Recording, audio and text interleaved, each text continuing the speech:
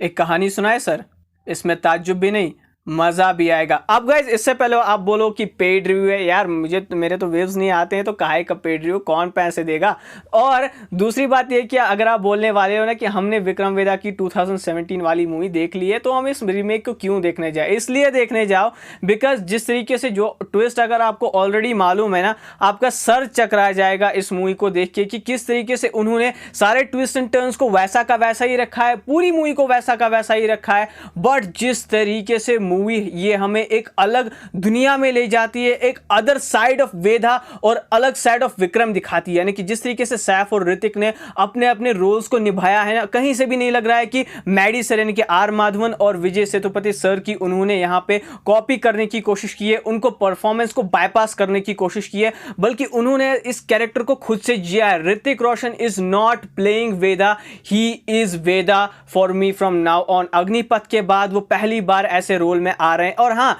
मैं यहाँ पे एक अनयूजुअल कंपैरिजन करना चाहता हूं ऋतिक रोशन सर का, क्योंकि जो यहाँ पे उन्होंने विलन की साइकोलॉजी हमने समझाई कि किस तरीके से विलन सोचता है कि हमेशा से ही कोई राइट या रॉन्ग साइड एग्जिस्ट नहीं करती है, बल्कि उनके लिए सिर्फ एक ग्रे वाला एरिया यहाँ पे एग्जिस्ट करता है, जो कि वो यहाँ पे विक्रम को यानी कि वेदा जो है विक्रम को समझाने की कोशिश करता है। चाहे आप थैनोस की एग्जाम्पल ले लो या फिर मैग्नीटो की एग्जाम्पल ले लो, वो अपनी डोमिनेशन साबित करवाने के लिए या फिर जो अपनी रेस के लिए जब लड़ते हैं ना, तो वो कोई भी मींस यहाँ पे जो है या अपनाते हैं ताकि वो कहीं ना कहीं एक तरीके से अपने हिसाब से, उनकी मेंटालिटी के हिसाब से यहाँ पे चाहे उन्हें ब्रूटल फोर्स का या फिर जो है अपनी इविल थिंकिंग का यूज करना पड़े ना, वो यूज करेंगे वो अपने सर्वाइवल रेस के लिए। और वही वाली मेनेसिंग वाली फील आपको ऋतिक रोशन का कैरेक्टर भी देगा, क्योंकि वो पागलपन, वो वायलेंस, वो गोर वाला कैरेक्टर वो बखूबी प्ले करते हैं। सेम चीज हमें सैफ भी करते हुए नजर आते हैं। उनको लगता है कि मैं गैंगस्टर्स का सफाया कर रहा हूं, दुनिया को सही कर रहा हूं, बट वो भी सही साइड पे नहीं होते हैं, क्योंकि यहां पे जो है उनके डिपार्टमेंट वाले भी कहीं ना कहीं गलत होते हैं, गलत साइड पे होते हैं, इनोसेंट लोगों की वे जान लेते हैं। सेम टाइम पे वेदा ये सोचता है कि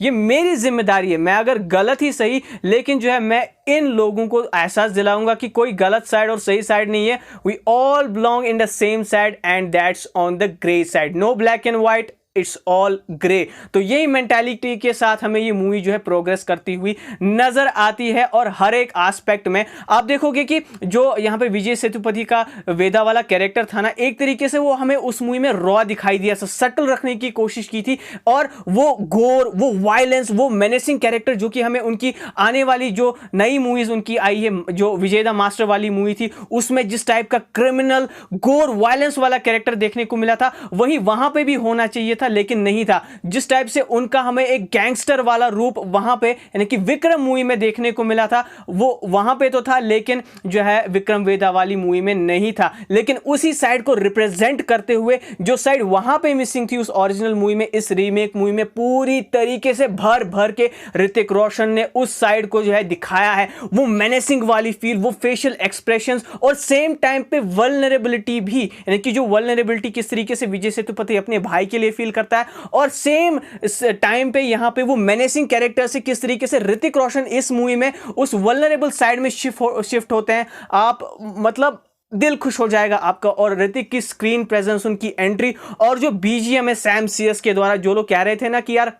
ये मूवी एवरेज मूवी होने वाली है, इसका बीजीएम इसको एक मास अवतार में ले जाता है। ऑल इन ऑल मैं अगर स्टोरी की बात करूं, स्टोरी तो वैसी की वैसी थी। मैं सोच रहा था कि ये 2.5 वाली मूवी होगी जहां पे एवरेज ही रहेगी, but now as the movie progress, काफी सारे लोगों को लगा था कि यार सैफ का रोल हमें ट्रेलर में लग रहा है कि वो एक फेसलेस एक्सप्रेशन की तरह हमें मूवी में भी नजर आएंगे। लेकिन यार मैंने आपसे कहा नहीं था कि अगर ट्रेलर में सारा कुछ दिखा देंगे तो मूवी में क्या देखोगे, तो वही चीज यहां पे सच होती हुई हमें नजर आई। And it's and completely the actor, the performance, the story जो आपने पहले भी देखी है और जब आप दोबारा भी देखोगे, मैं तो कहता हूं ना कि अगर आपने ये मूवी जो है ना 2 दिन पहले भी देखी हो या फिर 1 दिन पहले भी देखी हो, तब आप अगर इस मूवी को फिर से देखने जा रहे हो ना, तो आपको एक बहुत ही कंप्लीटली डिफरेंट वाइब आएगी, ये जानते हुए भी कि मूवी में क्या होने वाला है, किस तरीके से मूवी आगे प्रोग्रेस करने वाली है। और हाँ, ऋतिक रोशन और पुष्कर गायत्री जो कि इस मूवी के डायरेक्टर है, उन्होंने कहा था कि हमने जो है मूवी को जो है अलग बनाने की कोशिश नहीं की है,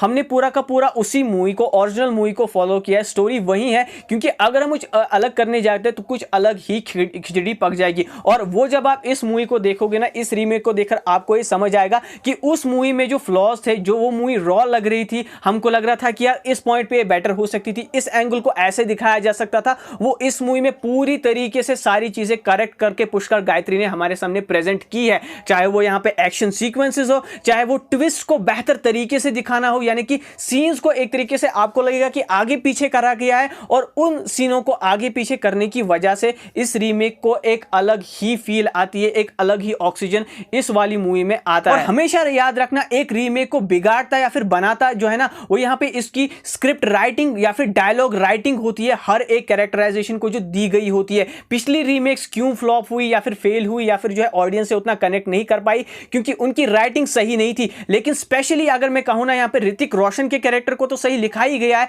उनके बीच में यानी कि सैफ अली खान और ऋतिक रोशन के बीच में जो डायलॉग डिलीवरी या फिर वॉर ऑफ वर्ड्स जो हमें देखने को मिलते हैं वो तो जबरदस्त है ही, लेकिन साथ ही साथ में एक स्पेशल मेंशन यहां पे शारिब हाशमी के कैरेक्टर को है, जिन्होंने यहां पे बहुत ही जबरदस्त रोल किया। बल्कि मैं कहना चाहूंगा कि जो ओरिजिनल में यहां पे हमें वर्जन में देखने को मिलते हैं ना, यहां पे एक तरीके से उनका कैरेक्टर प्ले करते हुए उनसे उन्होंने जबरदस्त काम किया है। और हां, यहां पे सिनेमेटोग्राफी भी इस सारी चीजों में, चाहे वो एक्शन सीक्वेंसेस हो, इमोशनल सीक्वेंसेस को, या फिर लखनऊ को कैप्चर करना हो, या फिर जो है वीएफएक्स से यहां पे कहीं ना कहीं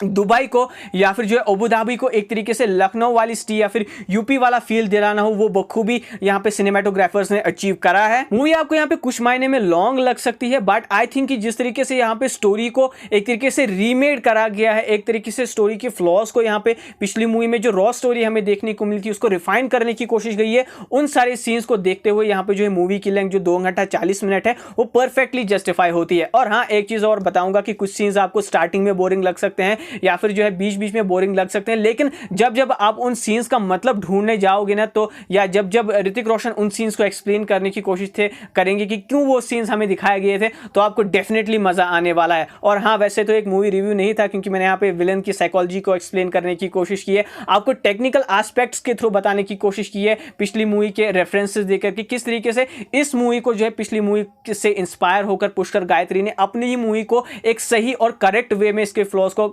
यहाँ पे करेक्ट करके बताया। हालांकि हर कोई मूवी जो है फ्लॉज से फ्री नहीं होती है, इस मूवी में कुछ ना कुछ फ्लॉज थे, लेकिन जो पब्लिक को मांगता है ना एक तरीके से मासी अवतार, एक तरीके से वो गोर और वायलेंस वाला कैरेक्टर, वो सारी चीजें इस मूवी में है। अगर आपने इस मूवी को आप देखा है ना, तो यार मुझे कमेंट सेक्शन में जरूर बताना कि आपको इस मूवी के बारे में क्या अच्छा लगा, क्या बुरा लगा। ये मेरा ऑनेस्ट ओपिनियन था और मूवी देखने के बाद मुझसे बिल्कुल भी नहीं रुका गया, और क्योंकि मैं काफी सारी चीजें जो है किसी अपने फ्रेंड से ज्यादा मैं रिजर्व ही रहता हूं, तो मैंने सोचा कि अपनी ऑडियंस के साथ इन सारी चीजों को डिस्कस करा जाए। तो अगर आपको यह वीडियो पसंद आया हो तो इस वीडियो को लाइक मारो, शेयर मारो, और यार प्लीज प्लीज अगर चैनल को अभी तक सब्सक्राइब नहीं करा है तो चैनल को सब्सक्राइब कीजिए। मैं मिलता हूं आपसे किसी नई वीडियो में। Till then take care and be marvellous.